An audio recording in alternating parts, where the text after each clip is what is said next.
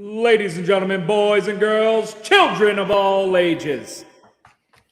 This is Such Good Shoot, the podcast about anything and everything in the world of wrestling. Up there, we have my main man, Isaac, bringing you all the stuff from the new school. Well, wait, he ain't new school. Are you He's drunk? old school, man. Drunk already? Shit. God damn, man. And he's the oldest one here. And up here, we have my main man, Shane, bringing us all the stuff from the new school, actual new school shit. Probably got one of them hopping your boy Dozer drinking along with them. Hell yeah. Ding, ding, ding. I have a bell sound somewhere, but it's probably not working. Well, turn Oh. your goddamn echo off. Echo is off. Man, All right, there we go. Man, And we we're ever do down. like We're here. an actually live show, I think I would have to enter with "This Is the New Shit" by Marilyn Manson. Oh And he yeah, goes, I would do that song too. "Are you motherfuckers ready for the new shit?" That new shit. Mine would be that song. I think it's Styles P, and it's like it goes like this. It goes, I get high, I get high, I get high, I get high, I get high, I get high, I get high, I get high, I get high, high, high, high, high. And then he Well, goes, so does every Marilyn day Manson. every day I smoke an ounce and a half. Yeah, but Marilyn Manson is a rapist, and we don't like them on SGS. So fuck that shit. Oh yeah, I forgot about Yeah, my he bad. got- he Yeah, got I did. me- I He did got Me forget. Too'd. I did forget the cancellation of, and that was a recent one too. That was like Smoke what, like weed every day. 2 months ago? Snoop Dogg ain't got canceled yet. No, Snoop Dogg ain't even been arrested, brother. Yeah, well, That's let's drink. Let's drink. that's an one innocent for, man. Let's drink one for Marilyn Manson's career. How about that? No, absolutely Hold on, not. Because hold it's on. dead. It's dead. I have an actual RIP for today, All right, good, good. and it gets even better. So today we're here to mourn the loss and rebirth Oh, of the yes. Blue Meanie, Oh, who fuck. had his first death hoax on Sunday. Good for him. Cheers, mate. Meanie. Yeah, I And saw I that. think I read Sabu's girlfriend died. Oh yes, no. Super Genie, yeah. Yeah. Super Genie did, which is really I did, sad. I did. An Super EC Genie. double OG right there. Double drinking tonight. I like it. Well, I think we should do first things first, and it looks like Shane's actually got his phone out and he's getting ready for Chic of the Week. Yes.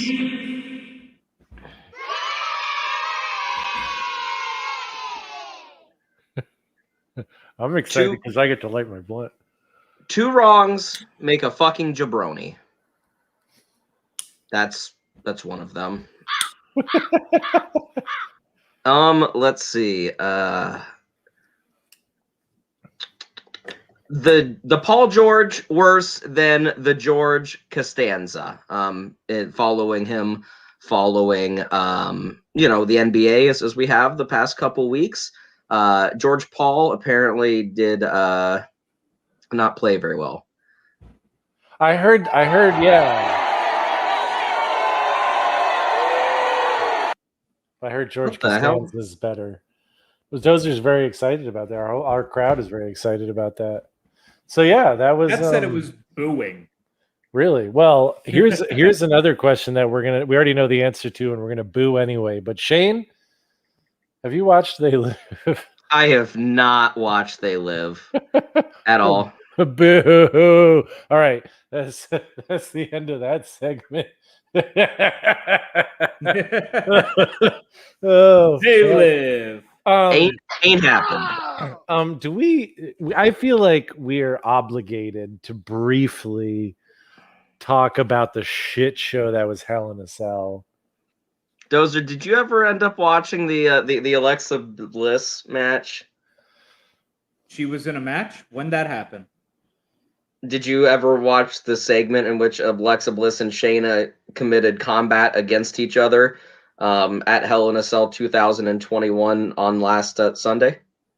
No. No, you did not. Okay. Well, real quick, Isaac. Rapid fire. I'm gonna bring up the card real quick, but we'll do quick grades. and then we'll yell at each other about the Alexa Bliss segment. Okay, and then I do have Trent Wild Thing Richards was actually in the Thunderdome that night, and I do have some quick clips from inside the Thunderdome, some exclusive stuff for SGS. Some of the production notes for the crowd can be heard, and we're gonna play a couple of those clips for people to check out. Are we doing that All now? right. Are we doing that? Oh, Yeah, I we're was gonna say talking about Hell in a Cell first. Okay, Let's talk about it first.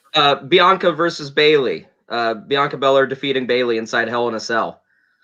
Isaac, rating. 1.5. 1.5. Yeah, it was fine. There was a couple of spots that were all right, but other than that, it was like, why the fuck is it in a cell? It would have been fine if it wasn't. So 1. I'm gonna give it a 1 because fuck that shit. I hated it when I watched it live.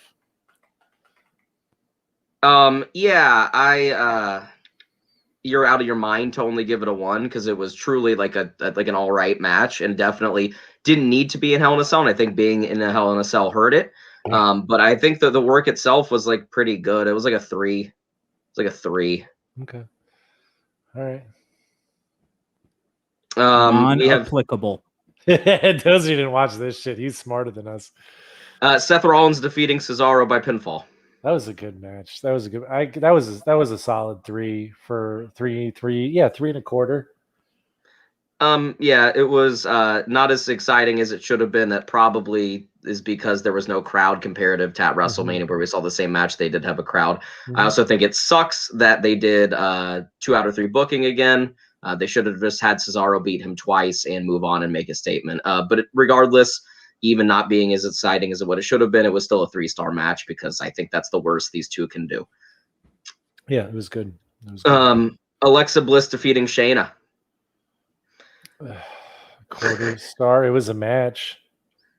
Was it? Was it? Yeah. Did the bell ring? Yes. Yeah, there was a pinfall. There was it was a 1/4 star. Then going by my official rating standards, it's a 1/4 star. Yeah, no, it is absolutely a 1/4 star contest. I cannot be more angry with WWE. Unbelievably bad. It's really bad. It's so bad. I hate it. It sucks so much. It sucks. I mean, it's been like the issue is it came like in the middle of the show after already having like a couple letdown matches. And again, not that like the matches were bad, but them punting you in the face with this shit is really bad. Sami Zayn defeating Kevin Owens by way of pinfall. That was a good match too. I think another 3.25. Yeah, I mean it's literally the same thing as Seth versus Cesaro, but I think this one was just a little better. I think this was like a 3.25, but again, that's like pretty much the worst you can do as with a Sami Zayn Kevin Owens match. Charlotte defeating Rhea by DQ. That one was another 3.25. It was pretty good. It's probably, but yeah, I'd say right around there. I don't know. This whole pay-per-view had me pretty soured. Yeah, it was. I don't know, man. It was just kind of like there. They somehow made me not care about Rhea, and that sucks. I don't know if it was just like the heel versus heel and them just being annoying. Because it's that way, but it didn't captivate me. It was like 2.5 maybe. Like it wasn't bad, but and then you had the match of the night. I think everyone would agree: Large Robert Lashley versus Big Drew. Yeah, I mean, as far as match of the night goes, yeah, but I mean, it still wasn't like, I mean, as far as a Hell in a Cell contest, 3.5 stars. I think it was a little bit better than that. I would give it like a 3.75 to a 4. I hated the finish when it happened, but the more I'm thinking about it, the more I actually kind of like it. Like they're just like depriving people of like a really violent finish because Bobby's a heel and it'll just make people dislike him even more. So I don't know. I kind of dig it now that I'm thinking about it. But yeah, it was like a 3.25. I mean 3 3/4. All right, I still say 3.25, but so I did. Trent didn't start recording until like I don't know, maybe 3/4 of the way into this thing. So I did get a couple of quotes. Like basically, what you'll hear. I'm going to play a couple of these clips. What you'll hear is basically the normal TV broadcast that you would get. It was about a minute, maybe a minute and a half ahead of everybody else. But and then on top of that broadcast, you'll just hear a little voice pop up and tell you kind of what to do and what they want you to do, which was really bizarre because it came on first during the end of when I jumped in, it was the Sami Zayn match, and so I just heard like, "Let's hear those boos for Sammy," and I was like, "What the fuck was that?" Right, and then I hear, "Let's keep the boos going for this jerk," and I had to write these down because I was like, "Is this fucking for real?" And then yeah. All right, everyone, here comes the queen. Big boos for Charlotte. Let's get some more boos behind Charlotte. And yeah, and fucking, so they were like really getting into that. And there was like a lot of like telling people to boo. And then big cheers for the Raw Women's Champ Ripley when she won and when she came out. That was like the kind of stuff. But here, I'll play this little clip here. This is like coming back into the Thunderdome. He had told everyone, go take a 2-minute break. And so he's just getting people amped up coming back. So yeah, it's like basically it's like okay, that was like when I was trying to think like why is this guy even here because it's like literally what the announcers are saying. Dude, you were taking orders from fucking Kevin Dunn straight up, brother. It was weird. I don't think it was Kevin Dunn because I didn't hear fucking any fucking teeth in the way. This I'm gonna play this next one. This next one made me laugh because it's a bit of a botch on this guy's part, and it reminds me of a certain video by a certain somebody who forgot a certain other somebody's last name and called them champion instead. No. Yeah, this is very inside, but all right, here we go. Here comes WWE Championship. I just loved that he botched. Wow. That. Here come. It's just like so dead, dude. Like, yeah, like he's not excited at all. It's probably the new writer they hired. Somebody was just he's in the production trailer, whoever he was, but because this last one I'm going to play is like the end of the show. It's the outro, and there's like a moment, and I really wish that it was a better audio because there's a moment, and I swear it sounds like Jerry Lawler. I've listened to it a bunch, and I can't figure out what's being said other than this. But he goes something along the lines, "I really wish we would have rehearsed." And then the guy talks for a second, and then you also hear another guy going like, "Yeah, man, I'm sorry about that." So let me line this last one up here. We are off the air, everybody.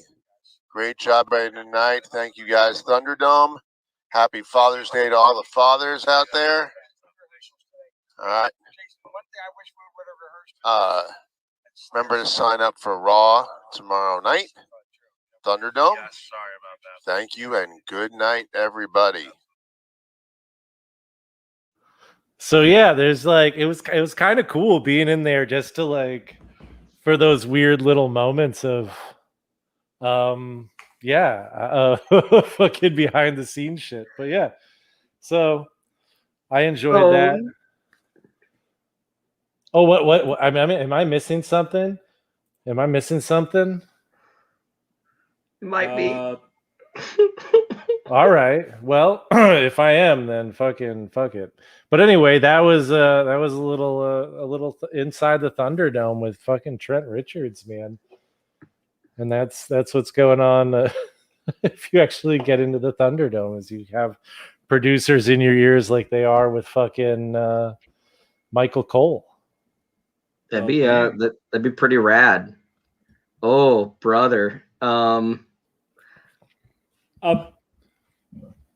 want to report. Apparently on Facebook, we are down because WWE has flagged us.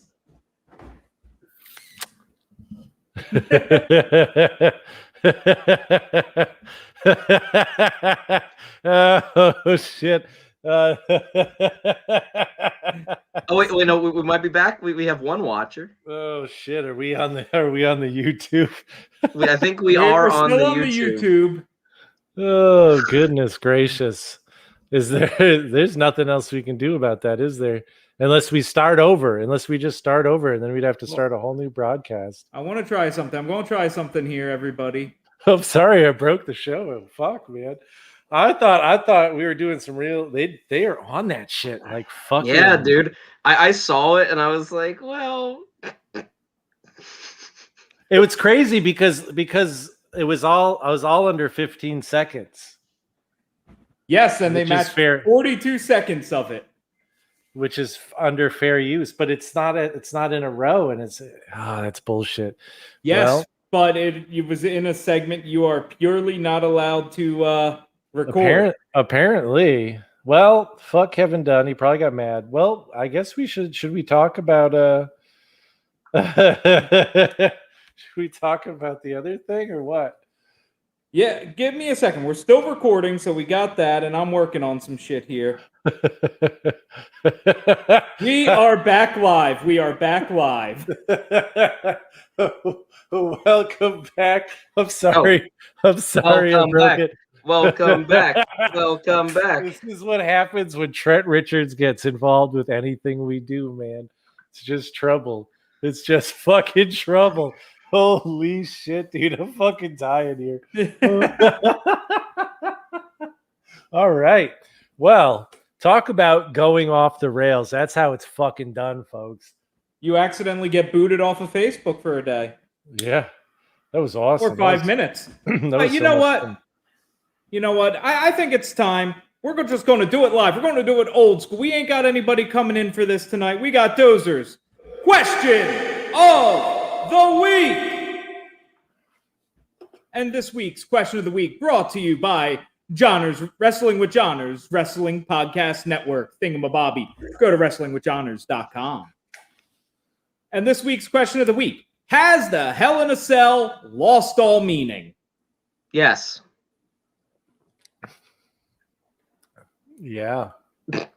I mean, you can get a better Hell in a Cell match sometimes. Like again, I think the Lashley versus Drew match was appropriately tempered, and they had built up enough. But like we talked about a little bit earlier, I mean, Bayley versus Bianca was just insane to be inside Hell in a Cell. Just insane that they thought that like rivalry and feud had enough heat. I mean, back in my day, Triple H and Shawn Michaels went 48 minutes in that motherfucker, and I was there to see it live. He waved at my mom on the way out, if you guys didn't know. Aww. That's an inside joke with Wade. Well, what about Schiavone? Was Schiavone ever wave at your mom or anything? Oh, I don't know. I do believe that my mother and father did attend a WCW event together at one point. So I think the question is more a wink. A wink or a nod, I gotta say, with the fucking Schiavone, man. Young Schiavone here. I gotta say, with Hell in a Cell, it's really hard because what can you do with a Hell in a Cell that Mick Foley hasn't already done? There's nothing that they can do that's ever going to top what's been done. So they're going to have these moments where they try, and like it's going to be guys that like shouldn't be taking those bumps like Shane McMahon did the last time they did it, which was a crazy cage bump, no doubt. But good Lord, dude. Was that Hell in a Cell or was that just a cage match? I can't remember. I think it was just a cage match, but it was still, he got thrown inside onto the fucking mat. That shit was gnarly. That rattled his insides, man. That was just bad. But like, it's still like you've seen Foley go through the cage twice. He almost died a few times. Like, I just don't think there's any limits that they can push anymore on it. And if you're gonna use it, you can't use it 4 times in like 3 days, 5 times in 3 days, or whatever it was. Yeah, I mean, it does have to be special. I don't mind like Money in the Bank being its own pay-per-view as much. I mean, because like that shit comes once a year. You know what I mean? So it sucks that they took it off WrestleMania, but whatever. I understand. It's a huge attraction. But Hell in a Cell doesn't need to be like in a planned month every single year. You just need to plunk it in there for huge situations. And I don't even mind seeing like one Hell in a Cell a year. I really don't. They can keep, you know what I mean? They can keep It that, should be but part of another pay-per-view, and it should be one match a year. And with was it TLC, yeah. right? Or the Money in the Bank? I guess it's sort of the Money in the Bank one. With the Money in the Bank one, it's like you can only have so many Money in the Bank matches. You can have basically like 2. Yeah, 2. And I don't even mind the that's 2 at all. yeah, it's a little much, but I don't mind it unless they do it with a food fight in the middle. But we'll get on that. Yo, Paul Heyman was there. Stop. You love Paul Heyman. Mm-hmm. Just Let's move because we on. love Paul Heyman doesn't mean he deserved to be in that match. Dozer, you and I both liked it. I did, but I did not. Why the fuck? I liked it. Why not, dude? More Paulie. Man, yeah. Fat guy jokes, man. That's Vince's like he loves that shit. He loves fat jokes and he loves fucking fart jokes. He absolutely does. But if you sneeze around him, good luck. Nothing good is going to happen. But I think it's time. Is it time for the main event? Yeah, let's do it. So tonight's main event is we're reviewing NXT R Evolution. This pay-per-view took place in December of 2014. I don't have the exact date in front of me because I am ill-prepared tonight. I believe it was December the 11th, I believe, for my Shane's Secret Stash, which you can go look at right now on sgspod.com. I talked about SuchGoodShoot.com. SuchGoodShoot.com. I'm very sorry. Such good Scrolling at the bottom there. You were almost as good as DDJ on that one. Oh, I tried to cut in with the quick and it just didn't work. But you got real close. I write about a bunch of like championships and stuff. The people who performed tonight ended up, in most part, being pretty fucking important. Yeah, it was one of the most pivotal pay-per-views in wrestling history. Almost, it's crazy to say that for an NXT pay-per-view. And in a lot of ways, because of the quality of some of the shit on this pay-per-view. Yeah. I spent about half of my time just shaking my head, being like, what? Like, fuck, man, get your shit together, guys. And then the other half being like, oh, yeah, okay, this is NXT again. Yeah, okay, we got this. Like I said, we're real early here, boys. We're real early. But going back, like, man, starting at the beginning, can we just start with this Kevin Owens and CJ Parker match? And what a fucking great opening match. And honestly, for me, like an incredible debut match for Kevin Owens. Like fucking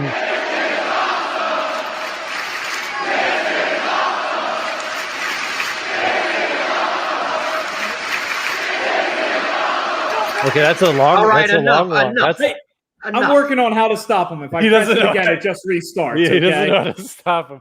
So, but this for a debut match for Kevin Owens, like, can you imagine somebody looking tougher than fucking Kevin Owens getting his nose split open by CJ Parker with that palm strike and still just like cleaning house? He did like, you know, he does the dive over the top ropes. What is it, to the senton or whatever outside, which was fucking awesome. And you're like, holy shit, never seen a big man fucking fly like this kind of shit. And then, yeah, dude, to take that, and then you heard that palm strike. That thing was fucking vicious. Yeah, it was right to his nostril. And he broke his nose. He got stitches, and later he was fucking dripping blood still. But dude, he fucking looked tough as hell. And goddamn, like, I don't think, like, the thing that stuck through my mind by the time of the end of the pay-per-view was KO through the whole thing, because he looked so incredibly strong in this pay-per-view, and what a debut in a way to like make a guy look fucking incredible. They got it right with him on this. Yeah. I also it was fun to rewatch this because he does a couple moves in this match that he's kind of cut out since going to the main roster, but he did all the time on NXT. I don't remember exactly what the move's called, but in this match he does like the dead drop brain buster neck breaker deal, which is just nasty. It's such a cool move. But yeah, I mean it was just a really good way to like put Kevin Owens over big. The crowd obviously didn't need it. Probably most people watching NXT at this point didn't need to like be introduced to who Kevin Owens is. Obviously, now that like it's a bigger brand, you get a lot more, people that don't watch indies or whatever, so they're just watch WWE, AEW, whatever. But even back then they thought they needed to, and it was good. It was, how long was it? 3 minutes and 14 seconds. Kevin Owens killed him. He looked tougher than shit. 3 out of 5 because it wasn't much of an actual match, but like it was perfect for what it was. So I took notes while I was doing it, just star ratings because I was really enjoying it. I started out at 2.5.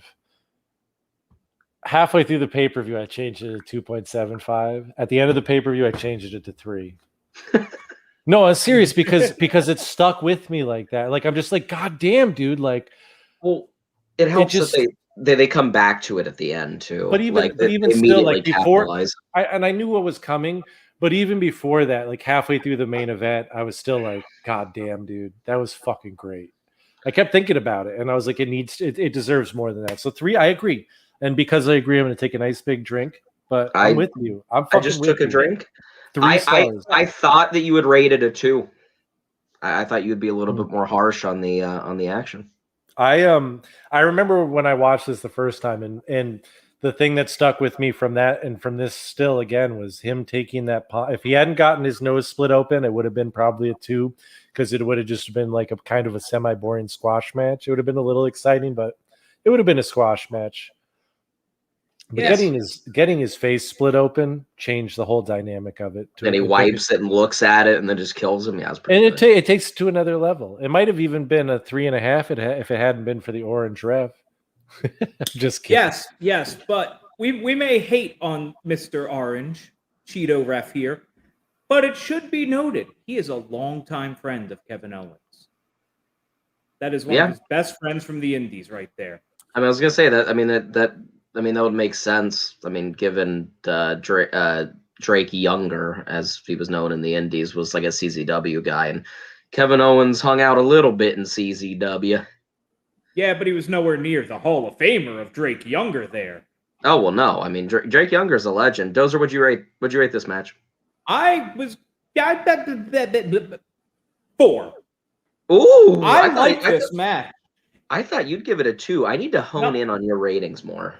Dozer is dude. Dozer. Here's the thing. Dozer has a D5 on the fucking desk. Yeah, dude. I just like I can usually get close to Isaac. I'm usually pretty at least kind of in tune. With Dozer, I'm like, man, I think he's going to agree with Isaac on this one because that happens a lot.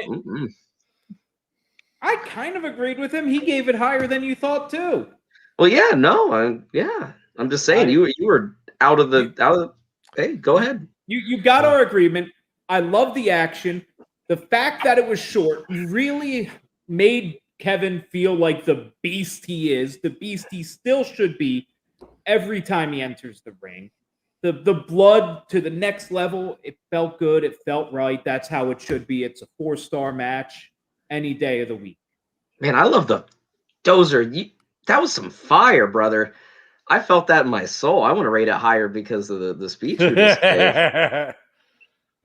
Man. Oh, shit. It's the new microphone. We already drank, all right, for agreeing. No. It's So what was next? Next was fucking Lucha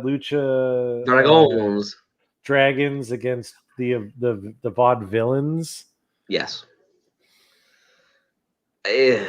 What a yeah, dude. I do like the Salida del Sol as a finish. That's a nice little so finish. Good. You remember you remember when he hit that through one of the Usos in like 2015 through the ladder, dude? It was so fucking sick. What a good match, man. What a good match that was. This match, Yeah. though. This match was fucking yeah. I feel like I overrated it. I'm just gonna go ahead because there's really nothing memorable about it. No. And I feel like it's overrated at 1 star. But I mean, it wasn't like I don't know, dude. I'm gonna say 1 star because I feel like it does maybe deserve that, and it was better than fucking. It was better than what was gonna come next. So, Boom, baby. Yo, Isaac, I said you were gonna give it a 1. I'm the best. I literally have 1.25 written down here, and I talked myself down to 1. So, I remember watching this match back in 2014. I think it was my first introduction to the Vaudevillains. And I just remember sitting there watching them going, I like these guys. They got something. They don't got main roster something, but they got something. And you know what? I still like Aiden English. And you really got to check out his channel, Wrestling with Whiskey. It's fucking awesome. All right.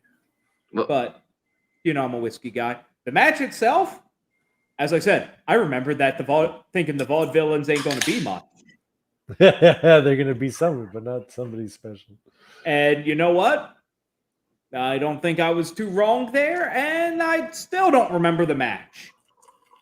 So I don't remember. Can I give it a star rating? Yes. Let's see. You have to because I made a prediction. Yeah, dude. Come on. Die says 0.5. I thought you were gonna give it a 2 because I remember how much you like the Vaudevillains. I was like, I do love the Vaudevillains. I was like, it's gonna be a 1-star match, but like he's gonna give it a 2. Yeah, as far as this match goes, I mean, there wasn't anything exceptionally terrible, but there was really nothing memorable. The Vaudevillains hadn't really hit their stride yet. They would really find that with against Enzo and Big Cass when they brought in like Blue Pants, and then they'd have a couple good matches with some other teams that hung around that time. You end up with a pretty short title reign that we'll get to eventually. Which is funny because fucking Gotch and Enzo have fucking notorious fucking heat with each other. Yeah, Simon Gotch would beat the piss out of him. Can we get 2 of them in the ring at CZW? No, GCW, a GCW main event match right now. Let's go. Yeah, but I gave it like a 1.5 because there wasn't anything that like was bad, so I didn't feel right giving it a 1. But it was so unmemorable. It was just like a 1, and whatever, man. Skip this match. Yeah, I feel like I'm just going to do a timeout here for a second and talk about what I like about wrestling ratings. Wrestling match ratings at least use the whole fucking scale. Whereas so many other things, when you see ratings, cigars, whiskey, doesn't matter what the hell. 100-point scale, but really anything below a 90's trash. Yeah. I appreciate that wrestling uses the whole scale. And, a 3-star match doesn't necessarily mean you don't want to go back and rewatch it. Now, a 0.5 and a 1-star match, you're probably never going to watch again. But that's the point of having star rating. Yeah, like honest shit. I mean, because if I look at a pay-per-view and I've never seen it or whatever, and there's like a 5-star match, a 3-star match, and then like a 4.5-star match, I'm just keeping the shit on. You know what I mean? I don't, if it's a 3-star match right after a 4.5-star match, whatever, man. I trust this. I trust this pay-per-view. I'm sure it's good. Move on. But I think as we move on here, there have been allusions to this match. And you know it, here it is. We have Baron Corbin taking on Ty fucking Dillinger. Babyface, little like dude, Randy Orton off a Wish, fucking Ty Dillinger. This is like 2 steps after he was, what was his name? Shane or whatever, who got super kicked? Stan. Yeah, Stan. Yeah, hey Stan. I just super kicked Stan. That's incredible. And it's so fucking funny that like something that memorable meme-wise ended up actually wrestling and putting in decent work for NXT. I mean, nothing nothing too special, but yeah. I like Spears, dude. He's all right. I'm gonna get my opinion out of the way real quick because I think I'm gonna judge this less harshly than you two will. I vividly remember what this match is setting up for, which is Bull Dempsey versus Baron Corbin. This was like right when I started watching NXT at first. So I have like really fond memories of this. The match is just a squash. He absolutely kills Ty Dillinger. He is not even the perfect 10 yet. He is just the Ty Dillinger. But I give it a 1 because I really enjoyed the stare down after the match between Big Bull and Baron Corbin. That's not part of the match, though. I don't care. Okay. It's part of the match package. Okay, We can rate it if we want. Sure. Especially when the match is less than a fucking minute long. Rate the whole package. Go for it. That's what she said. 41 seconds. And they stopped counting at some point. I don't know, dude. It just was like, it was a mess. I fucking hated it. The stare down was fine, but like the match itself, the entrance was more interesting than anything that happened in between fucking then and the stare down. And it was barely a match. And if you guessed 0.25, you were right. I wrote 0.25. I rated it the same for both of you, actually. So Dozer. Well, you know what? I'm instituting a rule that I've already broken within this podcast tonight. And that rule is each second can count for 0.01 of a match of a star rating. So the max this can get is 0.41 stars. It doesn't get that. It gets 0.25. Whoop, whoop. Whoop, whoop, I actually predicted that both of you would give this a 0. We don't give zeros. Well, listen, brother. I felt it deep in my nutsack, to be honest. We don't have zeros here. Zero. There is no zero star unless it's maybe an Eva Marie match from NXT. All right, so maybe I'll give a 0 for one of those. But has Eva Marie ever actually fought in a match? Yeah, she's had some matches. So am I right? Am I right with 0 then? Because I think I'm right technically. 0 is the worst. I mean, and you guys rated it the worst. 0.25 would be technically right. So, but if we don't still drank. Right. What do we have to do when you guess both of us correctly? What's the punishment here? I've already gotten us kicked off Facebook once. Don't get too crazy now. Well, dude. I'm just going to finish my drink. You don't have to. I'm going to do it because why the fuck not? If he guesses my next one, I will finish my drink. Okay. Real quick, y'all, just remember my words if you can. And I've got it written down, so I won't cheat. I'm going to stick by the one I've written down. The Baron Corbin versus Bull Dempsey match is a lot of fucking fun. It's like 7 minutes long. I for whatever reason I have really vivid memories of this match, but it's a fucking ball of fire for the 7 minutes it's there. It's pretty fucking good. I'm fine with that, but Jesus Christ, this was not a fun. No, and I don't even mind some of the shorter matches where the crowd is counting, but because that's fun. But once you get to 30 seconds, it sort of starts losing its fucking interest. And once Bull Dempsey came out, the crowd stopped counting, and it's it just sort of lost. It just sort of lost all fucking mojo, and I was like, bleh. But yeah, so 0.25. But the next one, well here. That is so loud.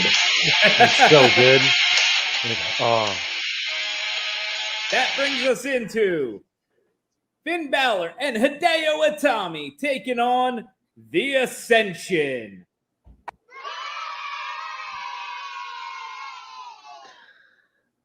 For half of this match.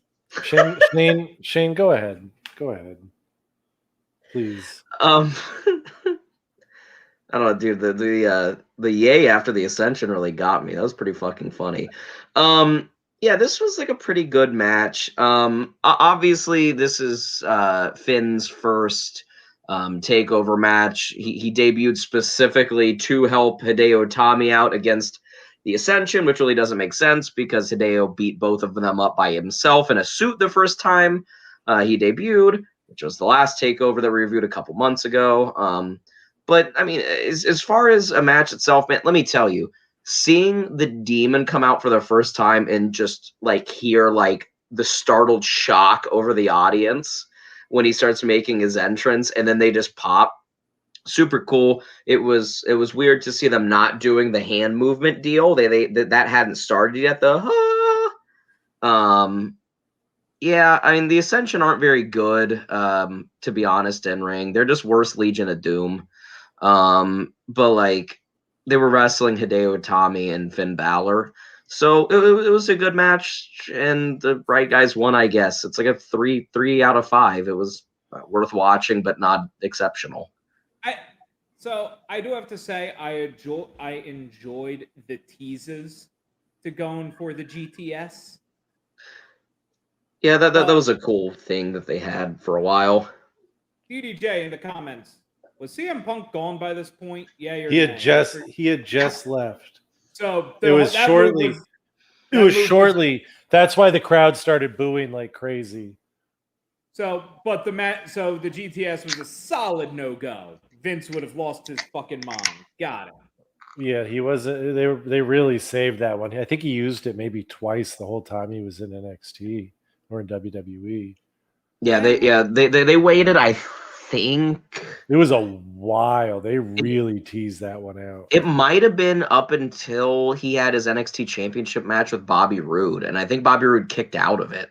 Or maybe the first person. Yeah, whoever he gave it to kicked out because they were definitely trying to give the finger to Punk.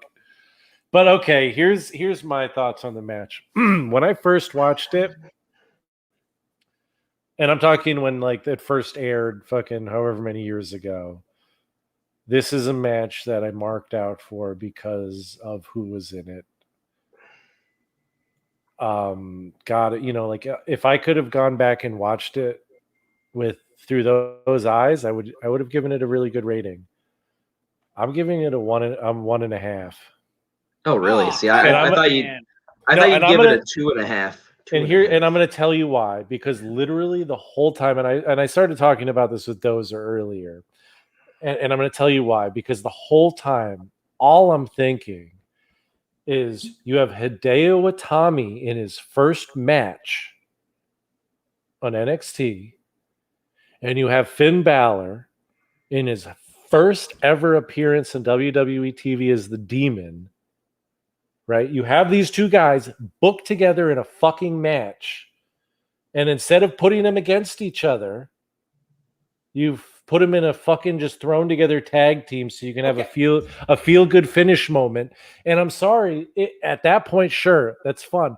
But in retrospect, in hindsight, what happened with Hideo, the way they've mishandled fucking Balor on the main roster, I honestly think that if they had started off with fucking Hideo coming out with an unknown challenger for his first, and then the fucking music hits and it's the Demon coming out and it's fucking Demon versus Hideo Itami for the fucking... I think the roof would have come off the place. I hear what you're saying. I don't think you can rate it for that. You go from there.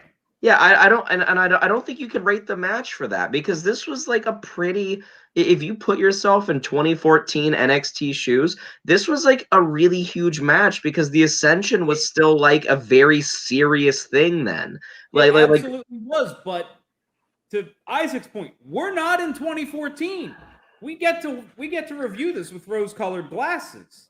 I mean, and that's the thing that was the qualification. That's my qualification, is I'm reviewing it for watching it, which I actually did shortly before this. And again, I just was like, all I wanted the whole match, and it left me disappointed, was I didn't want the fucking, like you were saying, they're not very good. They're not very good. They're not good enough to wrestle those two, the Ascension. They're not fucking good enough. They're not good enough to be jobbers for them. I hear what you're saying. And if you have them both, you're like, we're going to put them in the same segment. We're going to have a match with them both in it. Show, like, those guys, are you telling me that they can't go against each other and put out a 5-star match? I mean, they probably could, but again, did they wrestle before that in Japan? I bet they did. I mean, well, no, probably not, because Balor was New Japan and Hideo was Pro Wrestling Noah. They might have wrestled. I mean, they might have wrestled somewhere, but they weren't in the same company. So no. All I'm saying is that I think the two of them could have put on something that would have been like 1,000 times better than what we got. Yeah, and you're right, but Dozer, I think you were really going somewhere with the where do you go from that? comment Yeah. because I agree with you. Do you turn both of them? Do you turn one of them heel and then have two non-baby faces? Like that's what they needed. And I don't think in this situation, when you have two talents of this level, you can have their first matches be a loss. Even if it's to each other, it shouldn't be a loss. Now, could they have picked a better fucking tag team? Maybe. But as Shane said, the Ascension were hot in the day. They may be shit, but they were hot. Yeah, I mean they were over, man. Ha ha. But they hadn't won. They'd been on pretty much every takeover that we've watched, and they hadn't won a single match on any of them. Well, none of them. Which just proves, especially in NXT, you don't need the win to be over, which further goes to your point. They won the first one because they beat they beat Ricardo Rodriguez in a mask. Okay. El Local. All I know is that what I really wanted watching it back was something that I didn't get, and it left me feeling incredibly disappointed. And I'm sticking with my 1.5. You can't always get what you want. No. What do you rate it? But when I don't get it, I'm gonna give it shit. Well, unless I'm at a restaurant, then I'll be really polite. Sometimes these matches are just total scams to y'all. But I think I'm going to give it a 3.01. Dozer, you and I agree, man. I rated it a 3. And also, I said you were going to rate it a fucking 3. I'm good at this shit, baby. You didn't get 3.01. Well, Dozer, listen, man. We have to round up or down with you. Like, at least to the nearest point. You and your accountant arithmetic, dude. I swear to God, dude, you Italian Catholics are basically Jews. We are. My mother said when she was alive, God rest her soul, she sounded like an old Jewish woman half the time. She would even go, "You got a little schmutz on your face." So, oh, a little schmutzy bootsy. Oh, let me get that, Bobby. Yeah. My mother spoke half Yiddish half the time. So Isaac is Jewish. It's okay, everyone. Yes. Full disclaimer. Shirt available on suchgoodshoot.com/merch. Dude, go to it. Go check it out. It's at the bottom of the screen. Go buy the shirt. I'm Jewish with Isaac. Then you can make fun of Jews too. As long as you're wearing the shirt. You take the shirt off and you lose the pass. Does not apply to Lakewood, New Jersey. Yeah, watch out. Watch out in all of New Jersey, honestly. So match number 5. Okay. Can I say this? This for me is where everything fucking really fucking turned on a fucking another level. Goddamn match number 5. This is where we have the Queen, Charlotte. Though she's not quite the Queen, she is the Queen. And taking on the one, the incomparable. Oh, we're gonna get DCMA'd again. It won't be my fault this time, though. Yes, but this is just audio. They match the video clips for you. I bet some scumbag fucking Canadian reported us. I don't know. I ain't speculating on that. So break back, make humble. Fuck your ass. So I wanna take over real quick, just for the start of this match. Don't join the Dark Order. But yeah, it was surreal watching this match just to see these two ladies wrestle for like the first major time in WWE, because we've seen it so many times since. We have seen it over and just over again. And it's so good. Yeah, just an absolute insane amount. Real quick, if everyone didn't know, and I think that this was the most interesting thing about these two ladies was like Charlotte would go on to hold 2, 3, 7, 12, 13 women's championships in WWE, and Sasha Banks would go on to own 1, 6, 7, 9. Like 9 WWE championships. They have 22 total title reigns between the two. In like 1,350 days, 1,350 days total, where those two are champions, separately of each other. Is that including all their tag titles and shit? Yeah, that includes okay. their tag title runs. But 1,350 days, these two ladies have held championships in WWE. Yeah, my biggest critique of this match is Sasha's hair is just terrible. It looks the cornrows in the front does not a good look. It makes her look bald to the back. That's all I'm saying. Yeah, I thought the match itself was it was pretty good. I definitely don't think I'm as high on it as Isaac is. I had a lot of fun. My rating is you might actually guess my rating right on this one. And I'll finish this cup of booze if you do. But I had a lot of fun. At this point, I remember watching it and being a big Sasha Banks fan, not as high up on Charlotte. I remember thinking Charlotte wasn't as polished as everyone thought she was. Watching it back now, I think I was stupid because God damn it, Charlotte was fucking just as fucking clean as she is today back then. Really good, really fucking good. Which surprises me because I swear to God, like, and maybe it's later on that I noticed some shit, but this match was a lot of fun. It was a lot of fun. Is it as good as the Bailey match at Brooklyn? No, not even close.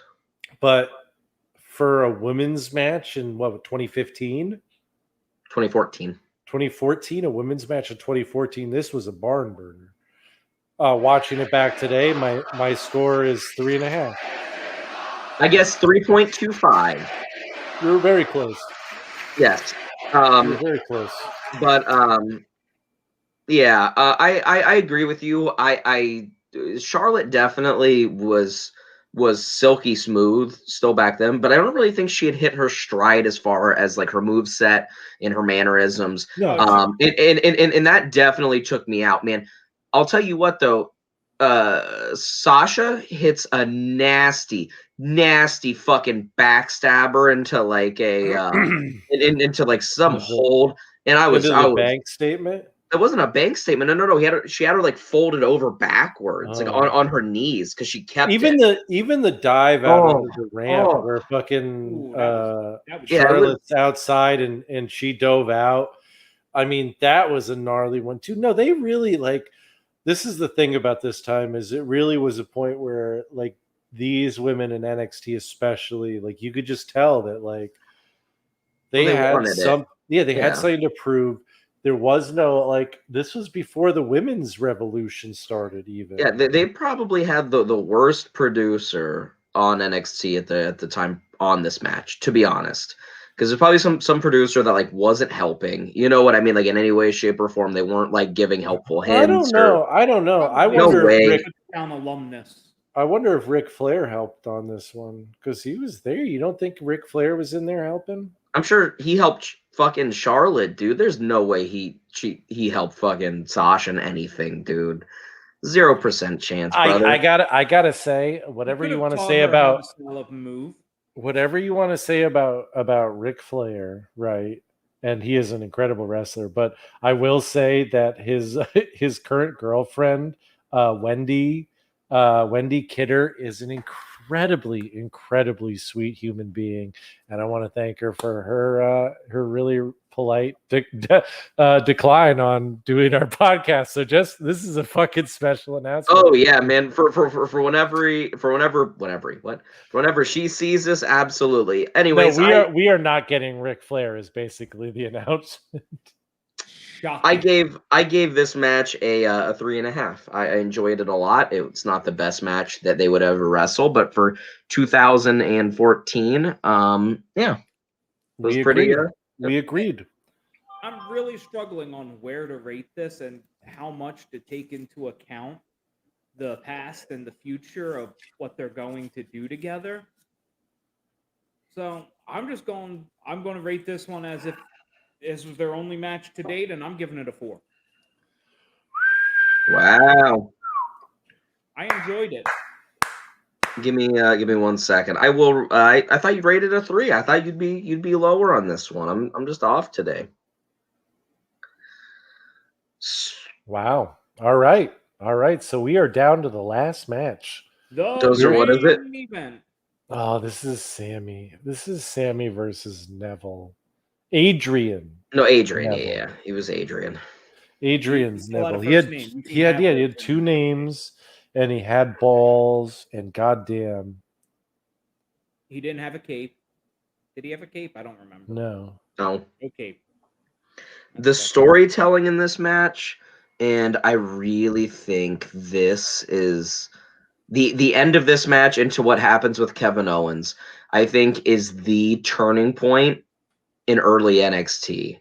From you went from, oh, this is like a really good, like, glorified, like, indie promotion, and I don't mean that in a negative way, but like that's kind of how NXT felt with like a lot of like the short squashes and just weird matches that they would put on takeovers.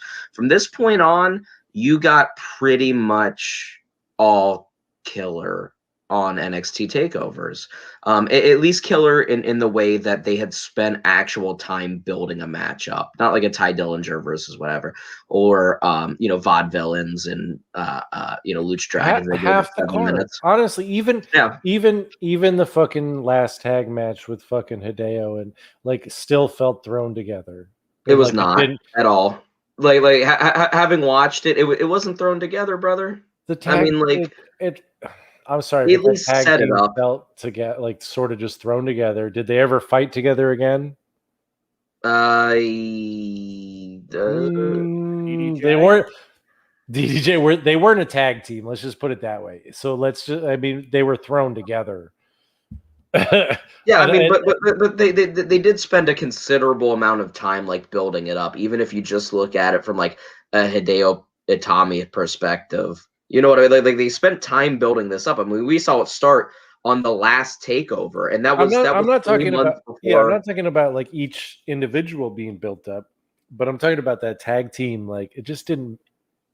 Like it was like, oh, let's put these 2 guys, and I know we're going backwards, but let's put these 2 guys who are both new in a tag team. And honestly, they would do that on NXT today, and I guarantee you it. I guarantee they would do I the think same sort of thing. if they had a guy like fucking Finn Balor debuting his main character, he wouldn't be sharing the spotlight with the other guy who is debuting.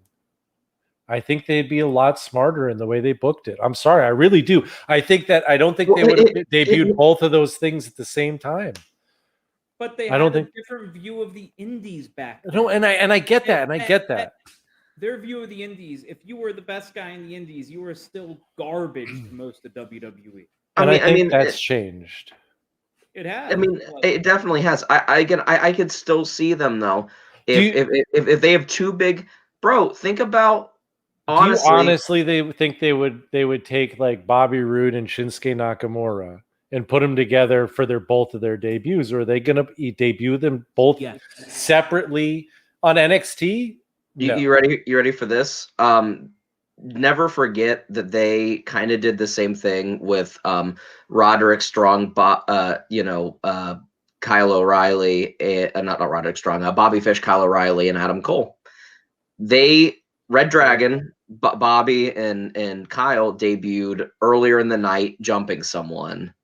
And then they came out after the main event of the show that night, and Adam Cole debuted on the opposite side of them. They lumped them together for no reason. Hell, if you look at the history of like Adam Cole versus Bobby Fish versus Kyle O'Reilly, Adam Cole and Kyle O'Reilly fought forever for the Ring of Honor Championship. And obviously it was a little different because they clearly had long-term plans for the Undisputed Era, whereas this was a little bit of a thrown together thing. And that's all I'm saying is it felt like there was no other plan than like, let's get the crowd really like amped up for both these guys. And there was nothing after that. Well, I think like Finn Balor got some momentum, but Hideo Itami just fell flat. But I don't think that was a product of this match. That was a product of how they dealt with it. That match, that's a product of how they dealt with him afterward. But anyways, Back to Whoops. back Sorry. to Yeah, let's get back main to event. Sammy and fucking, because this really was the match of the night. It was easily the best thing I saw. Oh night. yeah, And but like I said, goddamn, the whole story, like the story they told, like like going back with Corey Graves hammering down the fact that fucking he never Sammy's wins too nice. he never wins the big one. He never takes the, like the opportunity. He always fucks it up. Yeah, I mean, and Corey Graves' first time in commentary was incredible. Like, Yeah, god damn, he was good for his and also, first time. Alex Riley was not a bad commentator. I was very all. shocked I when always, I realized who it was. I always enjoyed him in NXT, and we'll get into him kind of making the change out of commentary, and he'd try to make a comeback, and then he'd get released. But it's a pretty cool story that they tell with him. Yeah. I think they brought. I don't remember who he was fighting, but didn't someone fuck with him at the desk and he got into this whole heated thing? it might have been Samoa Joe.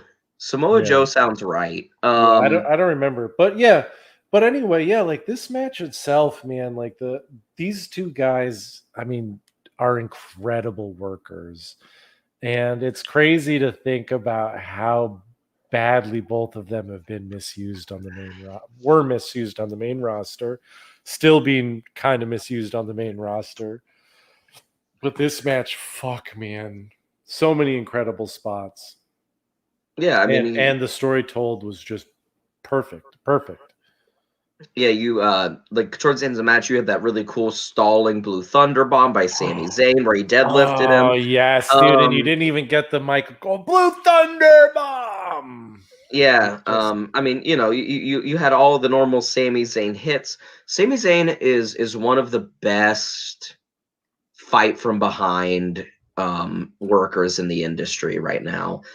He's just incredible at losing and just getting beaten up and then eventually making the fiery comeback because he has a ton of really, really poppy moves. The dive through the ropes. He reminds me of Ziggler in that sense. Yeah, I mean, and where that's, he looks incredible. He's an incredible seller. He's great at getting his ass kicked, and you want to root for him. Yeah, and then you had Neville, who was kind of just like the asshole friend that nobody wants, but pretty much everyone has. You know what I mean? Where like he knows that he's better than you. You know what I mean? And on most days, and like he's just gonna prove it over and over again. It doesn't matter if you're his friend; he's just gonna kick the shit out of you and then say you deserve it. But yeah. But I love the locker room clearing after the match. And do you see the first person out of the locker room was Enzo Amore? He was the first person down that ramp. I swear to God, I was shocked. And he was right behind Kevin Owens when fucking Owens was like doing the whole like hugging thing, and he was the first person to shake his hand after Owens. Yeah, he was probably wanting to get on television. Yeah, I don't know. Exactly. I don't know, dude. He seemed genuine. Dozer, your mic right now, I can barely hear you. If you just said something, I don't know what's going on, man. Wine? You're drinking wine? No, my wife is. I think she's in our pool getting drunk with my neighbor. Is she? Wait, with the neighbor lady? Yeah. All right. Watch out, Trent don't show up or fucking Jerry Jacobs. Oh, Jr. no. Get out of here. Bad. Dude, if Jerry shows up. I gave this match a 4.5. What did you think I would give it? 4.5. Really? Shockingly, he nailed my rating dead on. I gave it a 4. Oh, see, I figured Dozer would give it a 4, and you give it a 4.5. I gave it a 4. Hold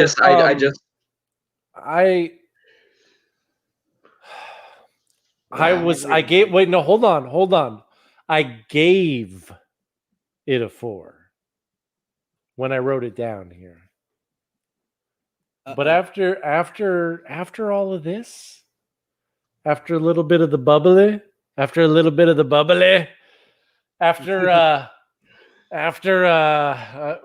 I think I'm going to go ahead and I'm gonna give it a 4.5 because Whoa! it was great. Big And I'm change. gonna do it.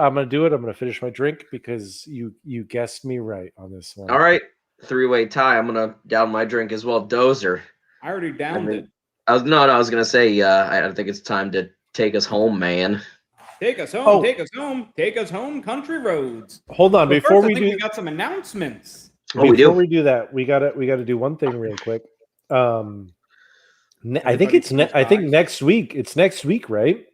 Next Thursday is fucking July. Yes, it is. Alan Kwee Funk. This is going to be That's scare in professional wrestling. Yeah, it's gonna be a pre-recorded interview. We're gonna broadcast it live.